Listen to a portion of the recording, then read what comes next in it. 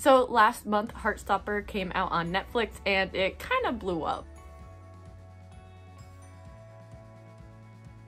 I binged the whole thing the Sunday after it came out, and I'm not gonna lie, I've already seen it a couple more times since then because I literally love it so much. It's a blessing for my little gay heart. So I thought I'm going to talk about it with all of you because I love it, so I will talk about it with you. You have to suffer. So today I'm going to be talking about why Heartstopper is the best queer story of this generation and how it's kind of set the standards for all queer stories that will come after it. So I'm gonna be doing an overview of the whole series and then breaking down why it's so important. And this is just a spoilers warning. I will be talking about things, so if you have not seen the show, might not be the best video for you right now. So let's get into it.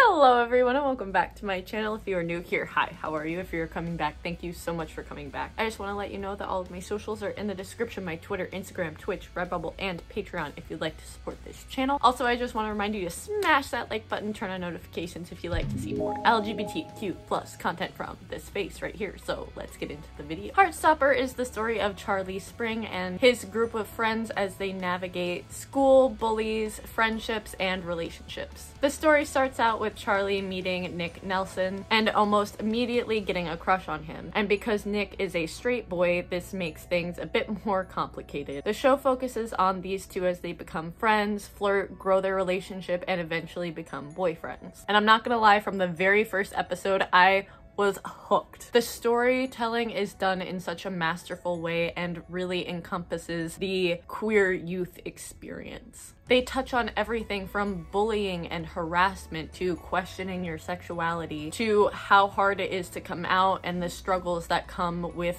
coming out. Now, Heartstopper is an adaptation from Alice Oseman's graphic novel Heartstopper. Now, I have not read the book, but I have heard that it's a very faithful adaptation, and I think that's because they actually got the author to help write and be very much part of the show. Just by watching it, you can tell that every episode is done with love and care for these characters. And I'm not gonna lie to you, Heartstopper is just one of the best queer representations that I've ever seen in media. So first you have Charlie, who's an out gay boy, and then during the course of the show, Nick comes to realize that he's bisexual. You have a lesbian couple with Darcy and Tara, and then there's Elle, who is an out and proud trans girl. My secret headcanon is that Isaac is aro ace because the boy just could not be bothered with any of it, but he really just wants his friends to be happy, and I'm like, yes, that is the aro ace experience, just watching your friends and being like, what is this ridiculousness? I want you to be happy, but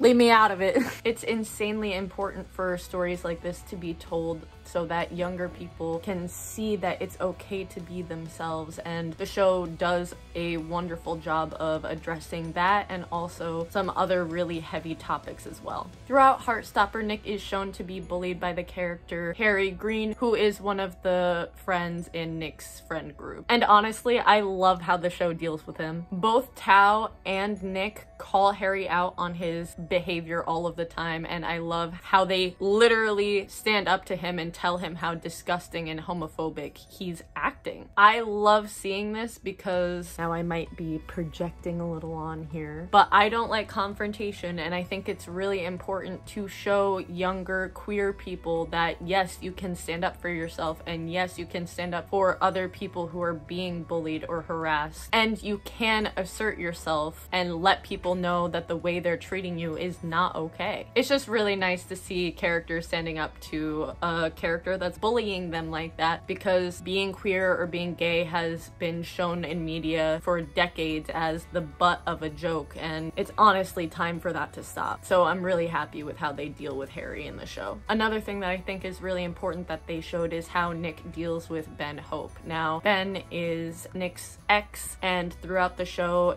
is shown as being really manipulative. Even though he's trying to figure out his sexuality, he uses Nick, and when Nick tells him to leave him alone, assaults him, which is never okay. I think it's really important to show that this kind of behavior also happens in the queer community, because a lot of people think that it doesn't. I'm not gonna lie, it is a really hard scene to watch, but again, it's something that needs to be shown because it's not really shown a lot. And yes, this kind of stuff does happen in the community, which is unfortunate, but a lot of times people don't really believe it because it's man on man or woman on woman. Another thing that I really appreciate is that all the characters are so well developed and have their own things that they struggle with during the course of the series. Going into it, I thought a lot of the focus would be on Nick and Charlie, but I was pleasantly surprised how much of an ensemble piece this actually is. I absolutely fell in love with the whole friend group. Tara and Darcy are honestly goals. They have such a wonderful, beautiful relationship, and I love how supportive and caring they are, not only for each other, but they're the first two people that Nick told about him and Charlie being together, and they didn't tell anyone! They literally were so good about keeping that a secret. Ugh, I love that. Everyone in this show is so trustworthy and great, and I'm like, y'all don't...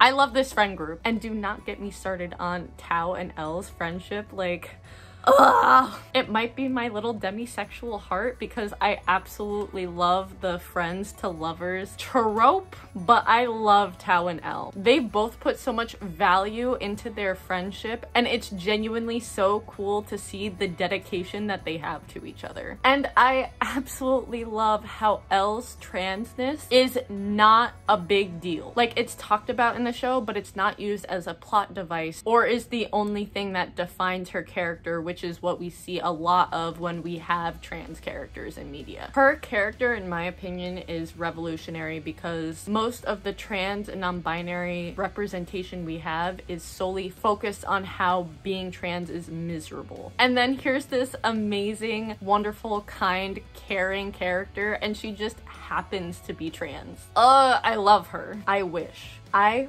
fucking wish I had a show like this when I was younger. Instead of having to sit through the early 2010s queer baiting with shows like Sherlock and Supernatural and Merlin and Teen Wolf. And yes, I watched most of those shows. It was a phase. I especially had a Sherlock phase. It was not healthy, and we're going to move past that. Literally, Heartstopper is just such a good show in general, and it just makes you feel so warm and fuzzy inside. I also cried a lot because, like I said, I wish I had shows like this when I was younger to let me know that being queer or being trans is okay. I hated myself for so long because I thought something was wrong with me for feeling how I feel. And if I could have seen more queer rep in media, maybe things would have been different. The reason I feel like I could argue that Heartstopper is the best queer story of this generation is because it normalizes queerness in the show to such a level that I haven't seen any other show or movie do. Now, I know that there is a lot of your media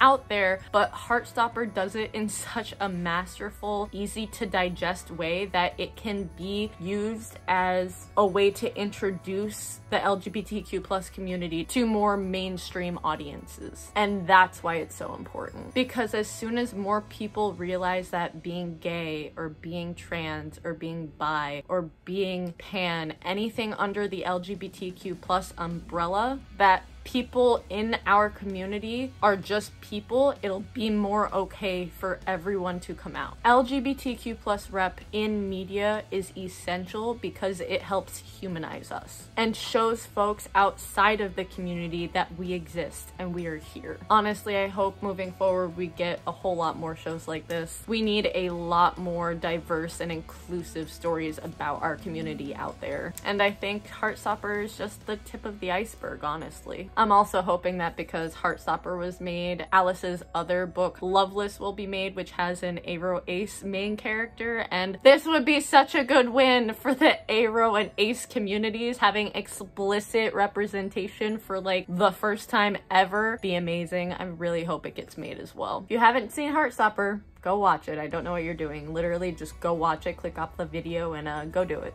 I hope you all enjoyed this video. Let me know in the comments down below if you've seen Heartstopper, what you think of it, if you think that this is one of the best LGBTQ plus representations that you've seen in media. I definitely think it is one of the best that I've seen so far, and I hope that only more good things can come because of this story and because it got made. Oh, so good. I hope you all enjoyed, and I will see you in the next video. Bye!